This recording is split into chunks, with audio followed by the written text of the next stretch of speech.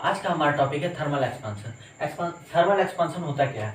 जब भी हम किसी मेटल के टेम्परेचर को बढ़ाते हैं तो उसमें उपस्थित मॉलिक्यूल्स के बीच की दूरी बढ़ने लगती है और इसको क्या बोलते हैं? Thermal expansion. अब इसके टेम्परेचर को हम बढ़ाएंगे तो क्या होगा? इसके टेम्परेचर को हम बढ़ाएंगे तो इसके जो मॉलिक्यूल्स हैं वो वाइब्रेट करने लगेंगे।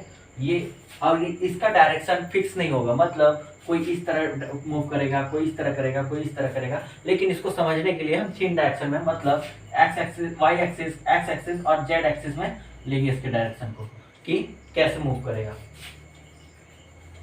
तो कुछ वाई एक्सिस में वाइब्रेशन करेंगे, कुछ एक्स एक्सिस में और कुछ जेड में। तो एक दूसरे को हिट करते करते उनके बीच के जो दूरी है वो बढ़ जाता है और इसके डायमेंशन में, मेटल के डायमेंशन में कुछ चेंज होता है और इसी को क्या बोलते हैं? Thermal expansion. अब थर्मल एक्सपेंशन होता है कौन कौन से टाइप का है?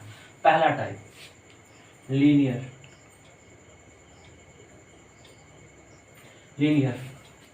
इसमें क्या होता है? मान लेते हैं एक पतला तार है, वायर है। अब इसका लेंथ L है, अब और टेम्परेचर T है। अब हम इसके टेम्परेचर को बढ़ाते हैं, इसके टेम्परेचर को बढ़ाएं तो क्या होगा?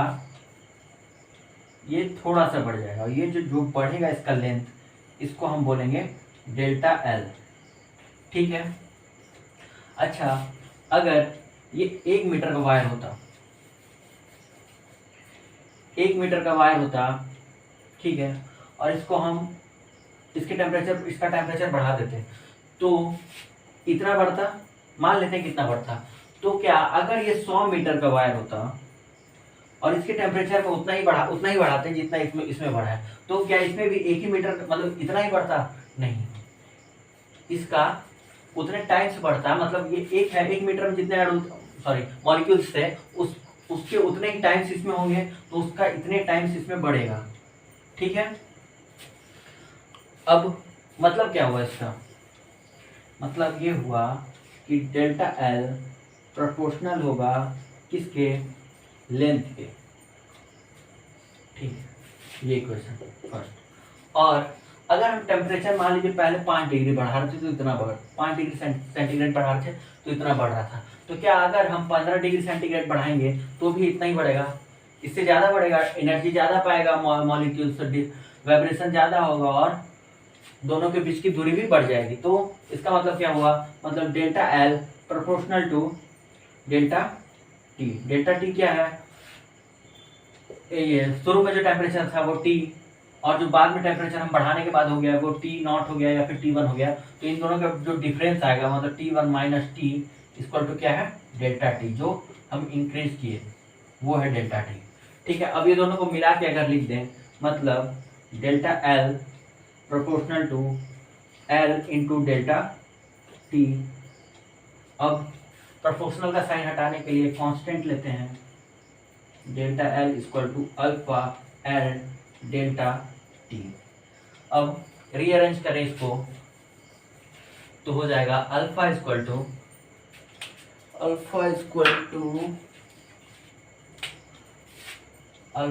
टू होगा delta L by L delta T। ये होगा हमारा फॉर्मूला। और इसका यूनिट, ऐसा यूनिट क्या होगा? MKS में इसका यूनिट होता है पर डिग्री सेंटीग्रेड, और SI में बात करें तो पर डिग्री केल्विन होता है। कैसे होता है देखते हैं। ये लेंथ है, मीटर होगा इसका यूनिट, ये भी लेंथ है, मीटर होगा इसका यूनिट, और ये टेम्परेचर है, इसका यूनिट होगा केल्विन। तो क्या होगा? ये मीटर से मीटर गया और 1/K प्रति डिग्री केल्विन होगा इसका ऐसा यूनिट। हम इस वायर का अगर टेम्परेचर बढ़ाते हैं तो ऐसा नहीं है कि सिर्फ इसका लेंथ बढ़ता है, इसका डायमीटर भी बढ़ता है, लेकिन बहुत कम। अब इसको मेंशन कहाँ किया जाएगा? जब किसी छोटे से छेदे में, होल में इसको डाला जाएगा और गर्म करके डाला जा रहा है, तब इसका मेंशन किया जाएगा।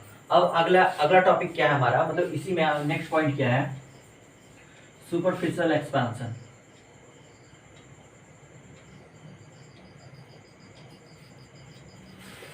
अब ये क्या होता है, जब दो डायमेंशन का बात हो, लीनियर में एक डायमेंशन और इसमें दो डायमेंशन। अब ये एक मान लेते हैं रेक्टेंगुलर प्लेट है, ये L हो गया, ये B हो गया। अब इसका टेम्परेचर बढ़ा रहे हैं तो क्या होगा, इसमें तो इसका लंबाई भी बढ़ेगा और चौड़ाई भी बढ़ेगा। तो इसमें होता है बीटा बराबर delta A by A into delta T।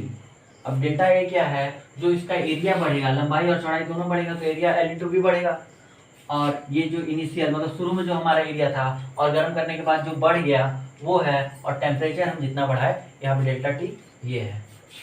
अब अगला टॉपिक क्या है, अब अगर एक डायमेंशन और दो डायमेंशन की बात हो गया, अब अगर तीन डायमेंशन हो, मतलब जिसमें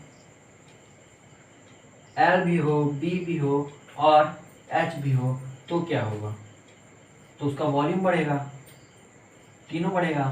तो कैसे बढ़ेगा, देखिए उसका फॉर्मूला क्या होगा, alpha beta gamma, gamma equal to delta V by V into delta T। अब यहाँ डेल्टा V क्या है, जो वॉल्यूम बढ़ रहा है वो है, V क्या है जो पहले वॉल्यूम था, और डेल्टा T जितना हम टेम्परेचर उसका बढ़ा दिए। और तीनों का ऐसा यूनिट वही होता है पर डिग्री केल्विन होता है।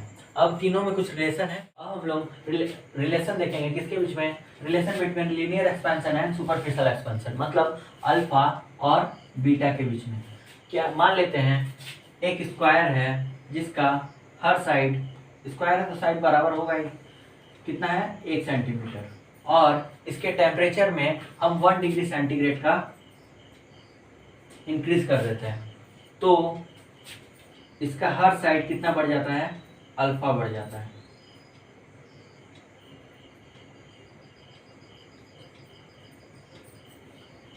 अल्फा बढ़ जाता है तो इसका एरिया कितना, पहले एरिया कितना था, एरिया था 1 सेंटीमीटर स्क्वायर।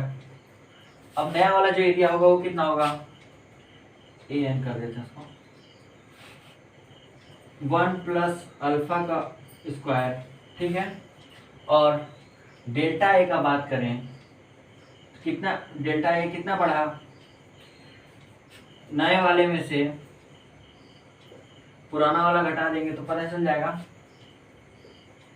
तो डेल्टा A इक्वल टू हो जाएगा A square plus B square plus 2 alpha, और यहाँ -1, ये -1 बचा क्या, अल्फा स्क्वायर प्लस 2 अल्फा। अब ये जो अल्फा है वो 1 के हिसाब से, जो अल्फा हमारा बढ़ा था वो 1 से काफ़ी छोटा होगा, ठीक है। ये इससे बहुत छोटा होगा, कैसे होगा देखते हैं। मान लेते हैं कि हम 0.02 ये बढ़ा, ठीक है, सेंटीमीटर। अब इसका स्क्वायर करेंगे तो क्या होगा, 0 ये 4 होगा, और कितने अंक के बाद, 4 अंक के बाद ये इसका स्क्वायर और छोटा हो जाएगा, 0.2 से 0.0004 कितना बहुत छोटा होगा। तो इसलिए ये वाला टर्म्स जो है हम इसको छोड़ देते हैं। तो डेल्टा A बराबर क्या है, क्या बचेगा यहाँ पे, 2 अल्फा बचेगा। और अब बीटा बराबर होता क्या था, जो हमारा फॉर्मूला था, बीटा बराबर होता है delta A by A into delta T। Delta T temperature हम कितना बढ़ाए थे, डेल्टा T हमारा था 1 डिग्री सेंटीग्रेड। तो सबका वैल्यू रख देते हैं यहाँ पे, डेल्टा A का वैल्यू 2 अल्फा, A का वैल्यू 1, पहला एरिया क्या था 1 सेंटीमीटर स्क्वायर, और टेम्परेचर डेल्टा T कितना बढ़ा, डेल्टा T जो है वो 1 डिग्री सेंटीग्रेड। तो क्या हो गया, बीटा बराबर 2 अल्फा। ये होता है relation linear expansion and superficial expansion के बीच में। अब हम लोग देखेंगे relation between linear expansion and volume expansion. मान लेते हैं कि ये क्यूब है और इसका हर साइड 1 सेंटीमीटर है, ठीक है, सेंटीमीटर है, और इसमें इसका टेम्परेचर हम बढ़ा दे रहे हैं, मतलब डेल्टा टी 1 डिग्री सेंटीग्रेड बढ़ा दे रहे हैं, तो इसका हर साइड जो है वो कितना बढ़ जा रहा है, अल्फा बढ़ जा रहा है। मतलब ए इक्वल टू क्या हो जा रहा है, 1 प्लस अल्फा सेंटीमीटर हो जा रहा है।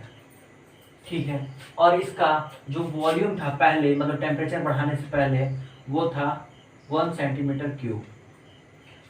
अब और इसका वॉल्यूम क्या हो जाएगा, 1 प्लस अल्फा का होल क्यूब सेंटीमीटर क्यूब। अब इन दोनों का डिफरेंस मतलब डेल्टा वी निकालेंगे। डेल्टा वी इक्वल टू क्या होता है, सॉरी, डेल्टा वी बराबर 1 प्लस अल्फा का होल क्यूब माइनस 1 का क्यूब। अब इसको खोलते हैं, ए क्यूब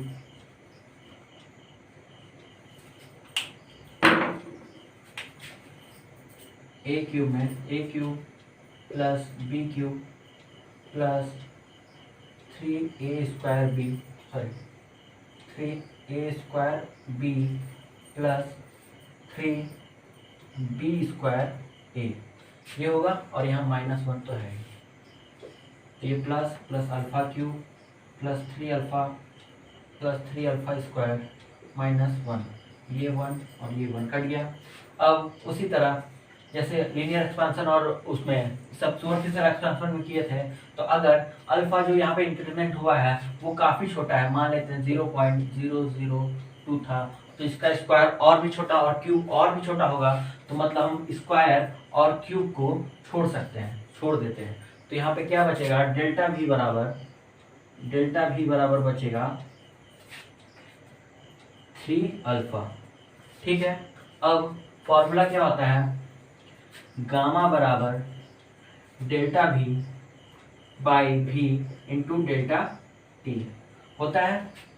अब यहाँ पे मान रखेंगे तो गामा बराबर बचेगा 3 अल्फा, बाकी ये 1 है, भी 1 है और डेल्टा टी भी 1 सेंटीग्रेड है, तो भी बराबर गामा बराबर 3 अल्फा। ये तो हो गया। अब अगर पूछे कि सुपरफिशियल एक्सपेंशन और वॉल्यूम एक्सपेंशन के बीच में क्या रिलेशन होता है, तो वो देखते हैं। क्या होता है, बीटा बराबर 2 अल्फा होता है और गामा बराबर क्या होता है, 3 अल्फा। अभी सॉल्व किए हम लोग, तो यहाँ से अल्फा का वैल्यू निकाल के यहाँ पे रख सकते हैं, मतलब गामा बाई 3 बराबर अल्फा। अब इसमें रख देंगे तो बीटा बराबर क्या होगा, 2 gamma by 3 equal 2 gamma by 3 equal to beta, और 3 बीटा इक्वल टू 2 गामा। और इन तीनों का अगर रेशियो पूछे, मतलब अल्फा, बीटा और गामा का, तो होता है 1:2:3, ये होता है रेशियो, और ये होता है इन दोनों में रिलेशन।